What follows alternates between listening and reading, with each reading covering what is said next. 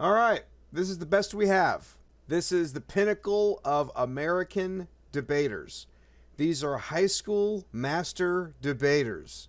This thing right here is very triggered and angry that there's a white girl on the opposite debate team. Mind you, she's wearing a bra outside of her shirt, and she's in an LGBTQKPAIN2F plus community relationship with her girlfriend here. I doubt there's a father in the household, but let's witness the insanity unfold.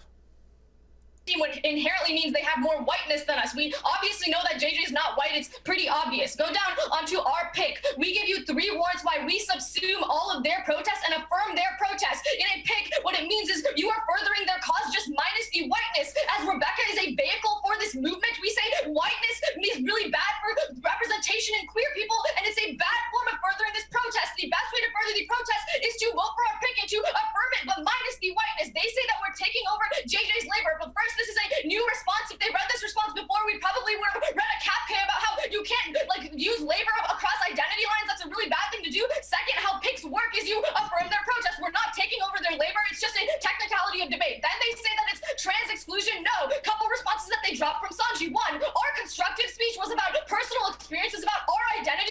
Racist. Psycho racist.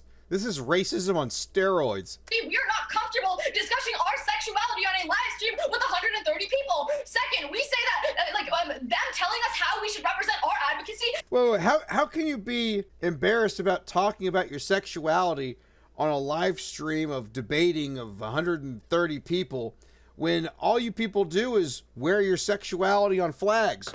Your sexuality is your identity. These people are insane.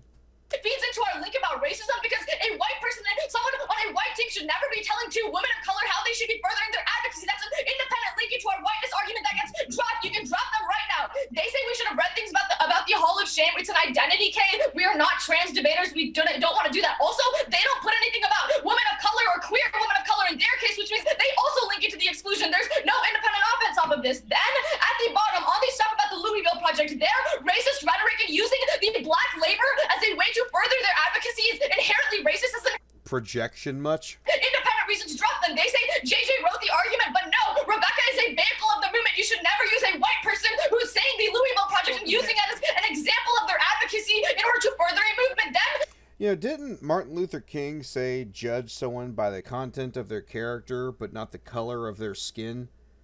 This generation may as well just put on a bunch of Klan robes and have KKK rallies of, you know, my race is better than your race. Get out of here. Using black suffering to advance in the tournament is just a bad thing to do. Then they say that, bad thing to do. You notice that these people, these psycho racist liberals, they like to hide behind something that they think is virtuous because evil, bad, nasty people need something to hide behind. That's why they're so married to whatever they believe is virtuous and woke. Give me a break. It's just an example. A white person just shouldn't use a black person's suffering as an example of their advocacy. That's inherently a racist thing to do, and it's too late to respond to this argument in Final Focus, and it's the largest dropped argument. There's also another dropped argument that links into racism about how they're telling us how to represent our advocacy. Now, I listen to these people enough to actually understand what she's saying, and it's just a bunch of repetitive nonsense. You don't even have to worry about watching this a second time to understand. It's all repetitive nonsense. My brain has been programmed to translate and understand what the hell this woman thing just said.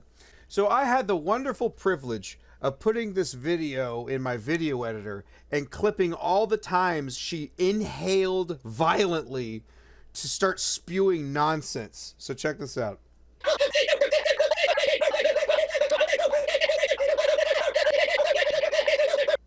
Let me turn the volume up. This is good. This is too good.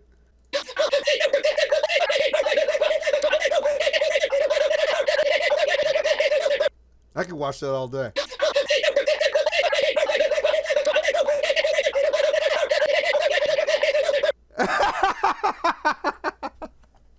Listen, these are high school students, and you better believe she's going to be in college. Don't send your kids to college. Get them a good trade. Find alternative education. Get them into private schools. Embrace Jesus Christ. Subscribe for the next video. These people are insane. We are back with billionaire investor and Omega Family Office Chair and CEO Leon Cooperman. Leon, I got to bring this up. It's so much in the news, especially in the last couple of hours. You are a proud graduate of Columbia Business School, class of 67, son of Polish Jewish immigrants, first in your family to graduate from college. What do you make of what's happening at Columbia, well, and Harvard, Stanford, NYU as well?